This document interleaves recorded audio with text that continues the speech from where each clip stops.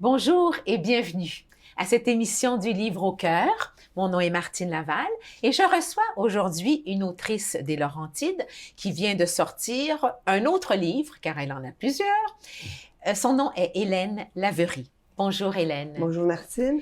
Hélène, vous venez de sortir ce livre Merci Novembre. Vous avez déjà une belle sélection aussi de livres jeunesse.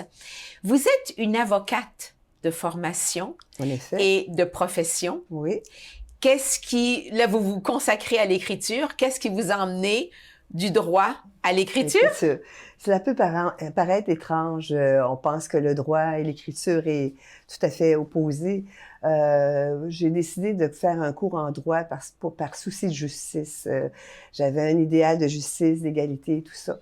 Le cours, ça s'est bien passé. J'ai été reçue avocate. J'ai travaillé un petit peu, en l'occurrence 5 ans, surtout dans le domaine de la recherche. OK, pas à la cour. Oui. C'est lorsque je suis allée à la cour où là, j'ai réalisé que c'était pas du tout la profession que j'avais choisie finalement. C'était pas ce que je pensais. J'ai réalisé que je n'aimais pas du tout les confrontations. C'était quand même difficile au niveau de la cour. C'était pas dans mon métier. Effectivement, non. Et en plus, j'avais aussi beaucoup de problèmes au niveau d'éthique. Par exemple, je me disais, est-ce que cette personne-là est vraiment responsable de telle chose? Si je défends une personne, et la personne subit une faillite, je pensais aux conséquences avec la famille. Alors, j'avais de la difficulté avec le droit. Je trouvais que souvent, c'était zone blanche ou noir, blanc ou noir. Étiez-vous trop sensible? Oui, effectivement. C'était là le problème. Effectivement, je trouvais ça très difficile. J'avais des problèmes au niveau, c'est ça, des conséquences et tout ça. Donc, de fil en aiguille, j'ai décidé de travailler pour des maisons d'édition en droit. J'ai été réviseur linguistique pour Modulo. Et ensuite, de fil en aiguille aussi, j'ai travaillé pour Guy Saint-Jean éditeur comme réviseur linguistique, aussi d'autres maisons d'édition au niveau de l'enseignement. J'ai aussi enseigné le droit. J'ai trouvé facile d'enseigner le droit à des étudiants de cégep, des bibliothécaires, des futurs bibliothécaires, pour leur apprendre leurs droits. Parce qu'après tout, moi, c'est ça. Ce que je voulais, c'est une espèce de poursuite de la justice, un idéal de justice. Et j'aimais aussi de savoir que les gens étaient outillés, connaissaient leurs droits, leurs obligations.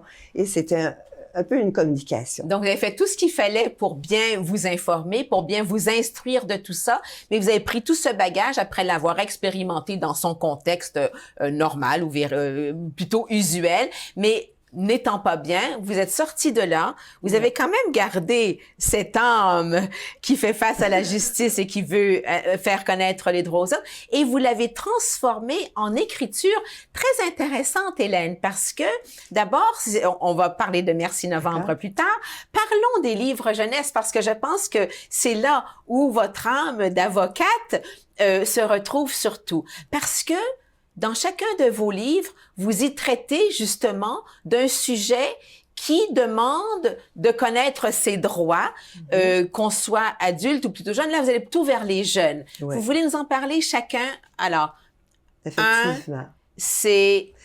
vous voulez que je vous parle surtout des aspects juridiques? Non, parlez-moi de chacun de ce que vous avez et du thème et le pourquoi vous le traitez, parce que c'est très intéressant. Parfait. Mon premier livre, dans le fond, c'est Salumax. C'est au niveau du deuil animalier. J'ai décidé de traiter le deuil animalier au niveau des adolescents parce que j'écris autant pour adultes que pour adolescents. Oui. Mais je trouvais que l'adolescence était un âge un peu charnière entre l'enfance où tous les rêves sont permis et, l'âge adulte où on fait face à la réalité. Et c'est ça, le deuil d'un animal touche tout le monde de façon différente. Donc, j'ai voulu traiter ça, donner de l'espoir et donner aux jeunes une espèce... La vie continue, il faut se réattacher encore. Ça, c'est un peu aussi le deuil que j'ai subi de mes animaux. J'ai eu beaucoup, on va dire, coordonner ma chaussée, et c'est le cas. J'ai eu à chaque fois beaucoup de difficultés à m'en remettre. Alors, en écrivant, c'est un peu me servir de ma sensibilité de façon positive. Ce n'est plus un boulet, mais si je peux aider des gens... en suggérant des avenues, comment on s'en sort, etc. C'était un petit peu ma façon de le faire. Ça, c'est Salumax, mon premier livre. Il y a eu aussi, après, Ma sœur est une luciole. Oui, Ma sœur est une luciole. Qui est née d'une rencontre privilégiée alors que je vivais en Irlande du Nord. On va y revenir, d'ailleurs. Sûrement. Avec une jeune fille qui souffre du syndrome de Down. Et la petite fille est venue frapper à ma porte. J'avais mon oiseau. Moi, j'aime beaucoup les animaux. Partout dans mes livres, j'en parle. Je les utilise d'ailleurs. Sur mon épaule et je crois que les parents étaient aux alentours, pas de parents. Elle a été attirée par l'oiseau, j'ai remis dans la cage, mon inséparable, et a commencé cette belle relation. J'ai essayé de trouver ses parents. De fil en aiguille, grâce à cette petite fille-là, j'ai pris contact avec des voisins. J'étais nouvelle en Irlande. Je me sentais comme étrangère. Elle m'a fait confiance tout de suite. Elle m'a donné la main.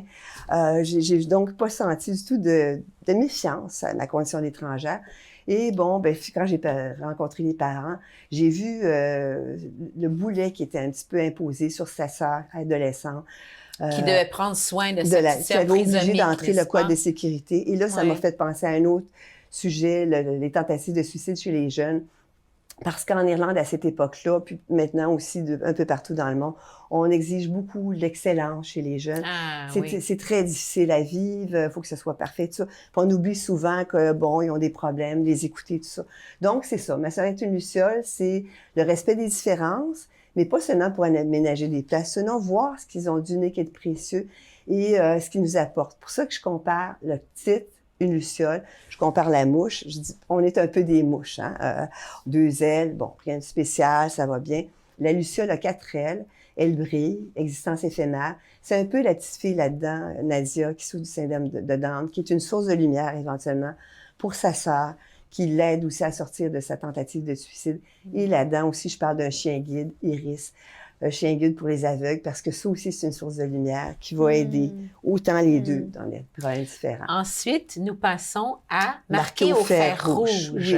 Mais si, Martine, si vous me permettez, comme je vais aller par chronologie, j'ai publié avant Tolérance zéro. Tolérance zéro. Alors, allons-y avec Tolérance zéro. Tolérance zéro, justement. De toute façon, tout est tellement passionnant que... Non, écoutez, auto et alcool égale accident. Là, c'est vraiment le côté... Auto, alcool égale accident. J'aurais pu dire aussi drogue. Et puis, auto, bon, accident. C'est que dans le fond, ça... Nos sens altérés au volant. Effectivement. Et c'est la règle tolérance zéro à ce niveau-là. J'ai voulu, là, à ce moment-là, justement, mes connaissances juridiques, les mettre utiles pour les jeunes, leur apprendre leurs droits, leurs obligations, et aussi les conséquences psychologiques, sociales, et pour aussi le contrevenant, souvent, qui arrive, c'est toute la culpabilité qu'il vit. C'est ça à quoi il doit faire face, les traumatismes, aussi la victime, tout ça. Donc, là-dedans, c'est ça aussi. Je parle des ressources. Quand vous avez un problème, où aller frapper, c'est quoi les conséquences, tout ça. Et je parle aussi d'une justice réparatrice. C'est ça que j'ai trouvé intéressant, parce qu'au début, en 1978, quand j'ai commencé ma profession d'avocate, on avait une tendance à être plutôt sur le punitif. Oui. Et de plus en plus, puis même aussi mon prochain livre au niveau de l'intimidation, on voit que c'est un problème de société. Hein? On ne peut pas juste parler de victimes et de contrevenants. On est des zones grises là-dedans. Alors, à ce moment-là, je pense que c'est un problème qui regarde tout le monde. Puis de là-dedans, tolérance zéro, c'est ça, je dis. Il faut qu'on s'occupe autant de la victime que du contrevenant et donner la chance aussi de réparer. Donc, là-dedans, c'est ça, je parle des ressources, droits et obligations, pour que les jeunes réalisent. On pense souvent que ça arrive juste aux autres. Puis quand je suis allée au Salon du Livre, justement, j'ai rencontré des jeunes qui m'ont dit « Hélène, c'est sûr que c'est un sujet difficile, mais on est content que tu en parles parce qu'on pense que ça arrive aux voisins. » Puis en disant ça, on voit qu'il y a des répercussions. Et j'imagine que quand les jeunes lisent ça, et je dois vous dire que c'est pour les jeunes, mais c'est aussi passionnant pour les adultes. Je n'ai pas eu l'occasion de tous les lire, mais pour ce que j'ai commencé à lire, je trouvais ça extrêmement instructif et mené de façon très, très, très humaine et le jeune doit se sentir plus interpellé, non? C'est pas comme le parent qui fait la leçon, tu sais que t'as pas le droit, faudrait pas, tu sais, pas d'alcool au volant, etc. Mais j'imagine que quand ça se raconte à travers une histoire qui passe évidemment avec tous ses hauts et ses bas et ses enjeux, etc., ça doit mieux passer. Oui, hein, effectivement. Ça, vous avez raison, effectivement. La même chose pour marquer au fer rouge. Oui, marquer au fer rouge, ça, c'est l'intimidation, n'est-ce pas? L'intimidation, particulièrement sur le web. Là, je pense aussi, comme vous dites, que les jeunes, surtout les jeunes qui aiment les animaux ou les jeunes qui ont le voyage à cœur, se sentent interpellés parce que là-dedans, je compare le piège du web au filet des braconniers. Justement, au niveau des perroquets, des inséparables qui sont à une certaine époque qui étaient en voie de disparition. Alors, Là-dedans, encore marqué au fer rouge, je parle de l'aspect légal. Je parle aussi toutes les conséquences au niveau de la personne qui est intimidée et aussi au niveau de l'intimidateur, parce que souvent, la personne qui intimide, c'est une personne qui a été intimidée dans le passé, hein, souvent. Oui.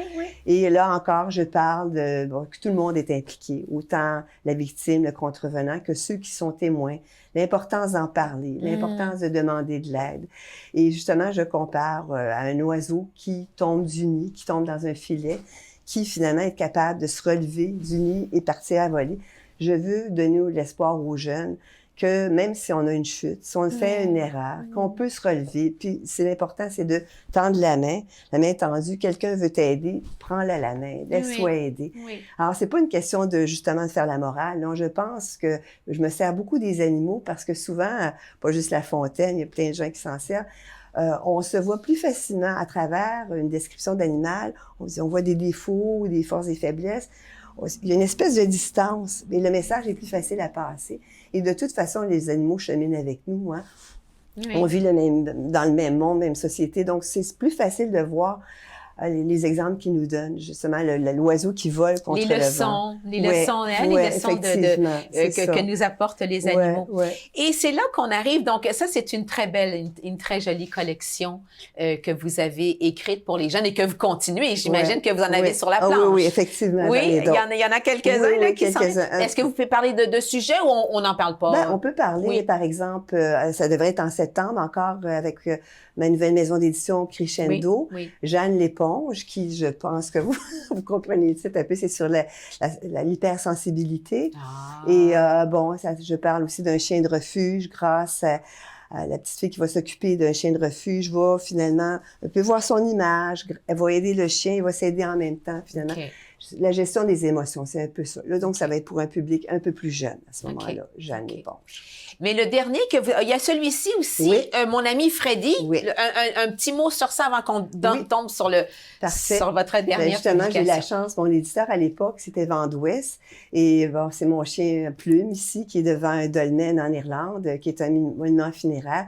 C'est le chien qui raconte l'histoire parce qu'après tout, c'est un livre sur la zoothérapie. La zoothérapie, les bienfaits de la zoothérapie. Et avec mon chien que j'ai fait en Irlande du Nord auprès de personnes qui souffraient d'Alzheimer. Et justement, c'est le chien qui raconte l'histoire. Puis à travers le journal aussi, c'est un bibliothécaire. Sa fille complète un petit peu avec son journal. Ben, je veux montrer que souvent quand la médecine des hommes ne suffit plus, un bon chien aimant, comme un enfant, au cœur ouvert, ça fait des miracles, un peu. Puis je pense que c'est ça, c'est retenir aussi la lumière. Dans tous mes romans, c'est des sujets très difficiles, hein, mais j'espère qu'au bout de la lecture, les gens vont retenir la lumière et dire, oui, ouf, c'est rough, mais il y a de l'espoir, puis trouver une façon de cheminer. C'est là qu'on arrive à Merci Novembre, qui est un très joli livre, très bien écrit, Hélène, et d'une grande sensibilité, avec beaucoup d'empathie. On ressent beaucoup l'empathie des gens entre eux. Novembre, c'est le chien. Que ce jeune homme qui se retrouve à la rue, c'est un boxeur déchu, il se retrouve à la rue, il rencontre ce chien pouilleux finalement, c'est le mois de novembre, donc il l'appelle Novembre. C'est ça, effectivement. Mais la dynamique qui s'installe entre les deux et le bien qu'ils se font l'un l'autre pour en arriver à travers toute l'histoire, je pourrais lire ça. Merci Novembre relate l'histoire d'un chien et d'un ancien boxeur sans abri dont les routes se sont croisées.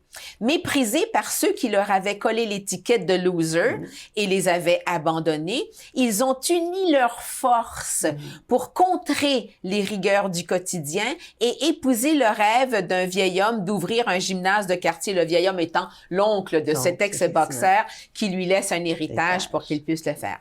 D'autres, dont l'existence semblait également vouée à l'échec, se joindront à eux, formant une famille dont le chien, devenu mascotte, sera le pivot. Merci Novembre est une réflexion sur la fatalité et le pouvoir de l'entraide, de la confiance et de l'amour. Le chien, le lien chien et sans-abri Hein? Personne qui se retrouve dans la rue est très fort. On les voit souvent accompagnés d'un chien. Bien qu'il n'ait pas un sou, qu'il n'ait pas d'abri, quel est ce lien qui se tisse? Quelle est l'importance d'un animal? On voit plus souvent des chiens qu'autre chose, mais quel est le lien de l'animal et de l'homme dans de telles situations? C'est ce que vous avez voulu démontrer. Pourquoi? Écoutez, souvent, j'ai témoigné de... En revenant au Québec, j'ai trouvé très difficile en Irlande. Vous étiez parti en Irlande, pourquoi? Parce que revenant, ça fait plusieurs fois que vous le mentionnez, vous avez vécu en Irlande plusieurs années. 17 ans. 17 ans. Pourquoi cet exil? On va revenir à Merci Novembre. D'accord. Quel est cet exil? Écoutez, j'ai des origines irlandaises, Laverie, mon conjoint aussi. Et il y a eu cette possibilité, un travail qui lui a été offert, qui devait durer quelques années.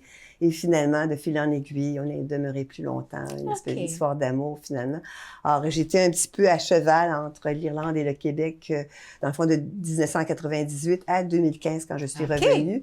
Donc, je me suis sentie étrangère là-bas pendant un certain temps, et au retour au Québec aussi. Inévitablement. Donc, mes livres, c'est un peu des personnages, des gens que j'ai rencontrés, autant en Irlande qu'au Québec aussi. Vous avez beaucoup écrit en Irlande? Vous avez beaucoup écrit plusieurs livres? La majorité de mes livres ont été écrits en Irlande, excepté Merci Novembre, je dirais, et Salut Max. Tous les autres ont été écrits en Irlande.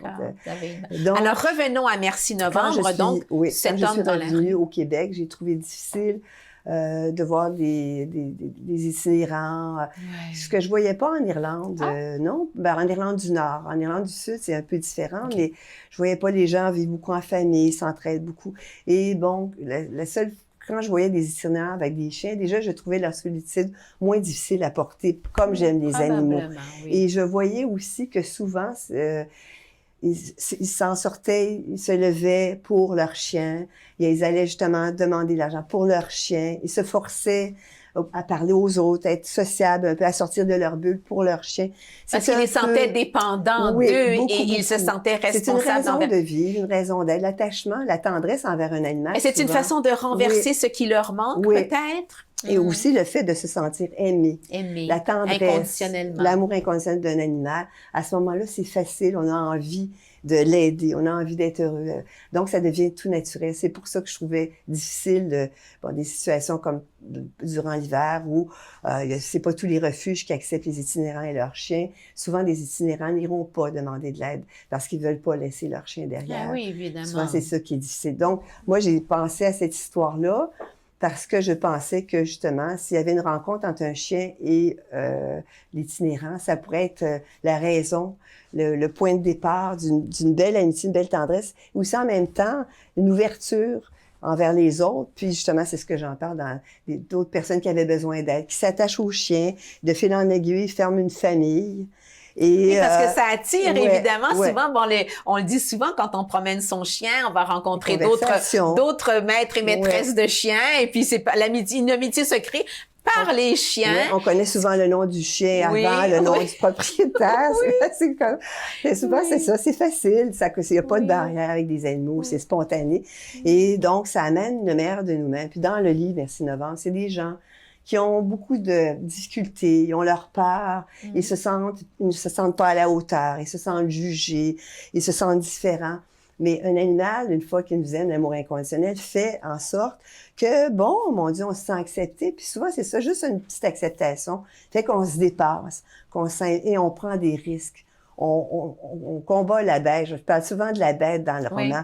La bête n'est pas le chien. La bête, c'est notre peur, c'est le blocage, le jugement des autres, les stéréotypes. Souvent, comme un stéréotype qui sont imposés aux itinérants, ça bloque, ça empêche finalement aux gens de s'épanouir. Et c'est la deuxième chance aussi dont vous parlez, par exemple, dans vos romans jeunesse, où il y a toujours justice moins punitive, plus réparatrice.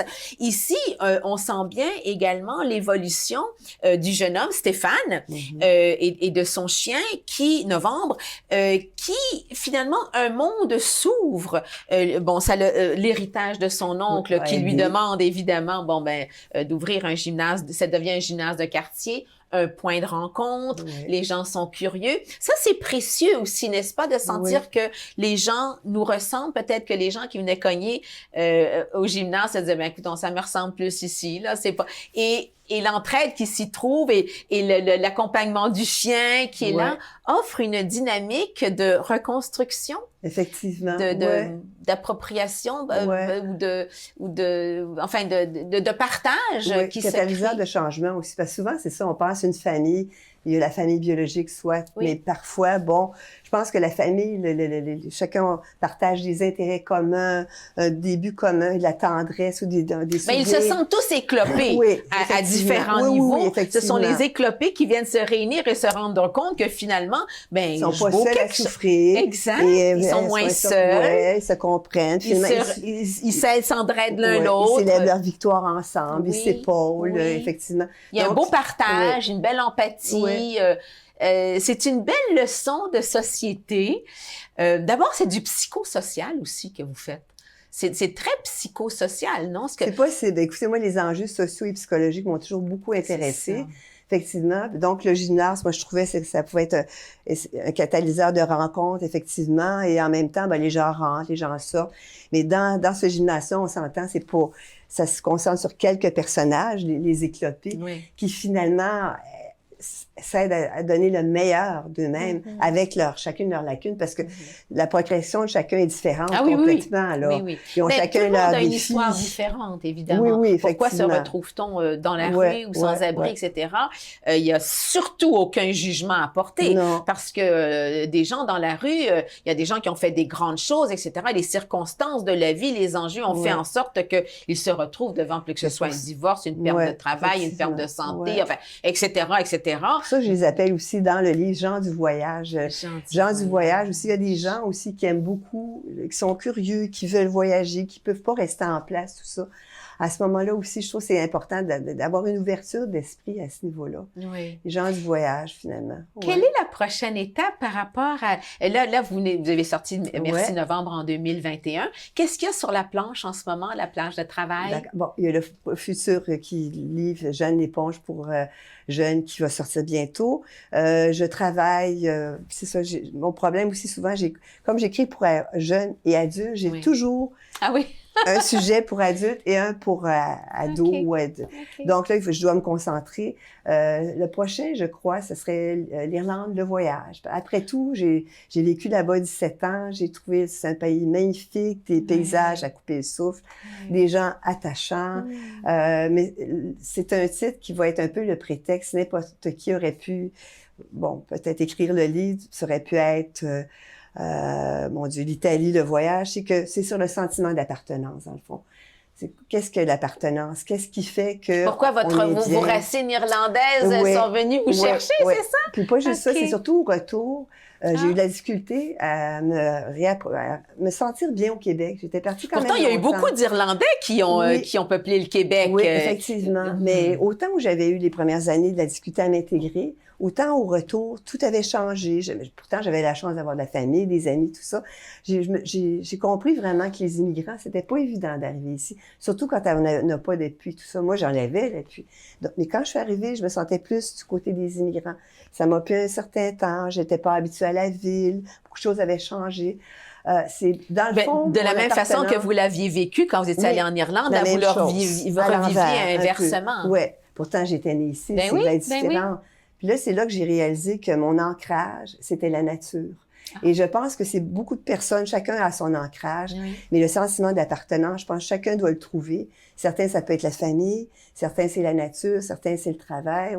Mais moi, c'est vraiment là où j'ai réalisé que, puis je pense que je suis pas la seule, des gens vont déménager et puis vont s'ancrer à un endroit, vont dire « Oh, mon Dieu, un lac, une montagne. Moi, ça a été ça. Donc, on va chercher ce qui vient nous... Oui, je pense que l'important, c'est de trouver notre âme sœur. Ça peut être la nature, ça peut être un intérêt, mais il faut vraiment avoir une raison d'être bien dans un lieu. Parce que les lieux changent, puis c'est ça, il faut l'accepter. Mais ce qui ne change pas, par contre, c'est peut-être ce qui nous relie à ça. C'est un beau sujet de livre, ça, mais écoutez, pour les jeunes aussi?